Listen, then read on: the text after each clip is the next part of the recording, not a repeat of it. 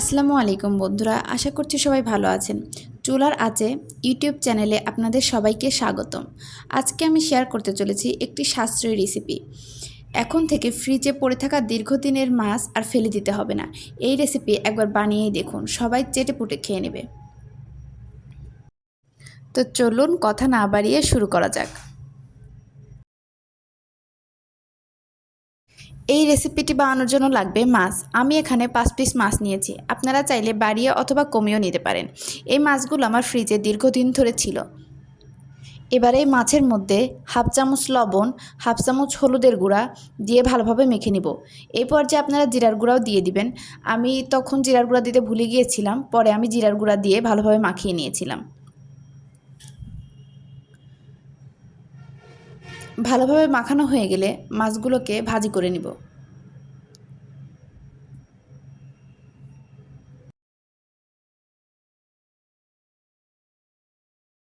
এবার একটি কড়াইতে পর্যাপ্ত পরিমাণ তেল গরম করে মাখিয়ে রাখা মাছগুলো একে একে দিয়ে দিব। মাছগুলো দিয়ে হালকা এপিট ওপিট করে ভেজে নিব। মাছগুলোকে বেশি ভাজার প্রয়োজন নেই, হালকা করে ভাজলেই হবে।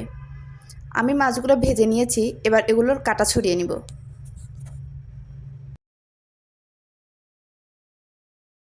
এবার একই কড়াইতে পর্যাপ্ত পরিমাণ সাদা তেল দিয়ে দিব। আপনারা চাইলে সরিষার তেলও ব্যবহার করতে পারেন। তেলটা গরম হয়ে গেলে এর মধ্যে হাফ চামচ জিরা ফোড়নে দিয়ে দিব। 4টি বড় সাইজের পেঁয়াজ কুচি করে কেটে নিয়েছি। এবার পেঁয়াজ কুচিটাকে দিয়ে ভালোভাবে নাড়াচাড়া করে নিব। নাড়াচাড়া করতে করতে যখন পেঁয়াজটা একটু নরম হয়ে যাবে তখন কাঁচামরিচ দিয়ে দিব। আমি এখানে 6-7টি কাঁচামরিচ ব্যবহার করেছি। এই রেসিপিটি একটু ঝালঝাল হলেই ভালো লাগে। এবার ভালোভাবে নাড়াচাড়া করতে থাকতে হবে যাতে পেঁয়াজ মরিচ পুড়ে না যায়। এই পর্যায়ে এসে আমি আবারও হাফ চামচ লবণ দিয়ে দিচ্ছি। আপনারা লবণটা সাবধানে ব্যবহার করবেন, কারণ মাছে আগেও লবণ ব্যবহার করা হয়েছে। এবার ভালোভাবে নাড়াচাড়া করতে থাকতে হবে। নাড়াচাড়া করতে করতে পেঁয়াজটা যখন হালকা লাল হয়ে আসবে তখন কাটা ছড়ানো মাছ দিয়ে দিব।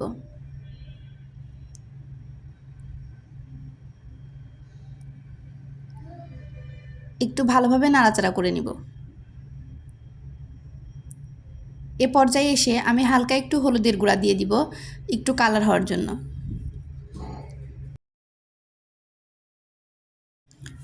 সাথে হাফ চামচ জিরার গুঁড়াও দিয়ে দিব।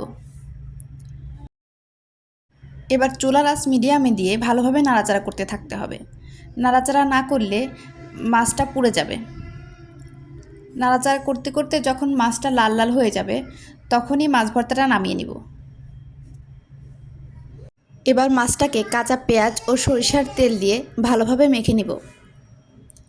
যদি লবণ কম হয়ে থাকে তাহলে আপনারা এ পর্যায়ে লবণও দিয়ে দিতে পারেন। এবার হাত দিয়ে ভালোভাবে মেখে নিলেই আমাদের মাছ ভর্তা রেডি হয়ে যাবে। এই ভর্তাটি খেয়ে কেউ বলতেই পারবে না যেটা ফ্রিজে পড়ে থাকা কয়েক ধরনের মাছ ছিল। 1 প্লেট গরম ভাত এই ভর্তা দিয়ে শেষ হয়ে যাবে।